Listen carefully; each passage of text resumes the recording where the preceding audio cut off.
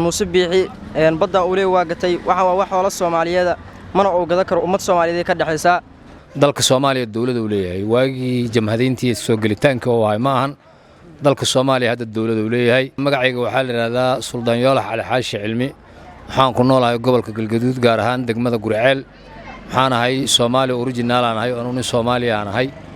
horta heshiiskii ay wada gaareen Itoobiya iyo ninka la yiraahdo muusabixi حاوي وشخصي الدولة واحد وذا جارين ويا ذلك الصومالي الدولة دولية واجي جمهدينتي سوق التانك وهاي معهن ذلك الصومالي هذا الدولة دولية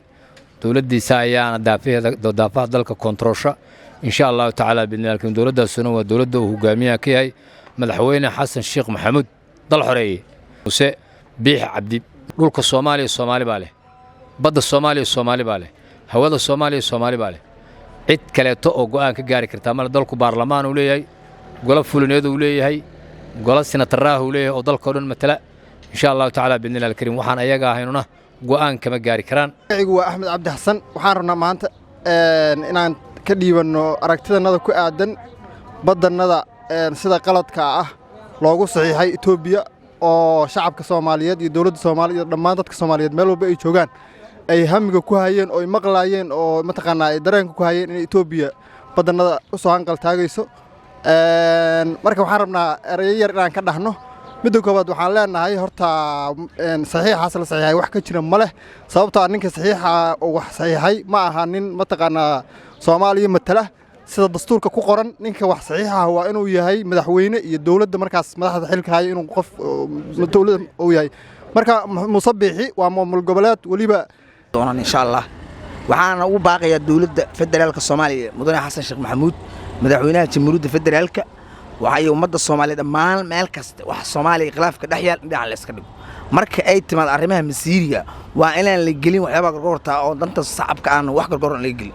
أنا كقول كأنا تعاك كمية ما أقولين وعي هرا الله قبضنا إن سوء السقطين لا ما ندعي السوء ونقول ما إن نفط نظرنا وبحنينا أنا شخصيا هشيس كاس dhexmaray madaxweynaha maamulka Soomaaliland iyo ra'iisul wasaaraha Itoobiya waxaan u arkaa mid aan guud ahaanba waafaqsanayn marka koowaad heshiisyada caalamiga ee la gali karo sidoo kale waxaan aaminsanahay in heshiis ku saabsan dhulka Soomaaliyeed wax quseeya uusan gali karin madaxweyne muusabixi aysan sharci ahaan aysan suurtagal ahayn madax banaanida wadan waxa uu ogolaan kara wadanka uu ka go'aayo tusaale waxaan dareensanayn in 20 kiiloomitir oo ku bedeshay saxiix ah in madax banaan la siiyay madaxweynaha Soomaaliland waxaan ognahay banaanbaxyada iyo waxyaabaha ka socday maanta Hargeysa madax banaanida Soomaaliland xitaa madaxweynaha Xasan Sheekh Maxamuud ma sii karo ra'iisul wasaare Xamse Cabdi Barre ma bixi karo madaxweynaha madax banaanida Soomaaliland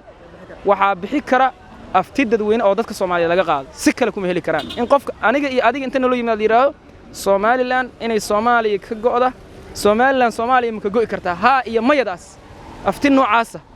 ayaan aaminsanahay in lagu heli karo madax banaanida Soomaaliland muusabixi badda uu leeyahay waa gatay wax wala Soomaaliyeed mana oo gada karo ummad Soomaaliyeed ka dhaxaysa lacag uu qaatay iyo waxba isdaalinin ma oo gada karo wuxuu tusay shacabka Soomaaliyeed fikradiisa oo tusay أمسناهاي وإن واحد العقل وقات مدحوينا ما وقف العقات شخص العقات الصومالية وحبنا وصغادني شعب كصومالية وشرف حمية تيدا كلا أبي أحمد أقاسي مصير كالصومالي ومامور كتر سن دولة الفدرالية الصومالية سيد مدحوينو شاعنا تعاك كم من الصومالي عدل مصير كرو تيدا كلا بدان حاسكلا ومدة الصومالية شعب كصومالية أنا قاعد اسكلا بدان شيء كسوحنا واركا إنه يهاي فرجلين قاون إنه قصة من Itoobiya iyo Soomaaliland wax heshiis ama dhaxmari karaan dhulkaanuna dawladda Soomaaliya xitaa bixi karin cid bixi ka dhahay ma jiro dhulkaani anaga waxaan ka nahay ilaaliye waardiye ayaan ka nahay waxa iskala jiilalka dambe oo soo dhala doono jilba-jilkiisa kala waardiyo ayuu ka yahay iyo difaaco oo ku dhaqmo ayuu u joogaa ma aha qof bixi karta Soomaaliya ma joogo waana fargelin qaawan ka dhan ah Itoobiya ay nagu sameysay waxaan dhihi lahaa madaxweynaha Soomaaliya inuu safiirka jooga Itoobiya muqdisho fadhiyaa inuu diro si degdeg ah ugu dhaqsiyaha badan keenana oo dalka dib ugu soo noqdo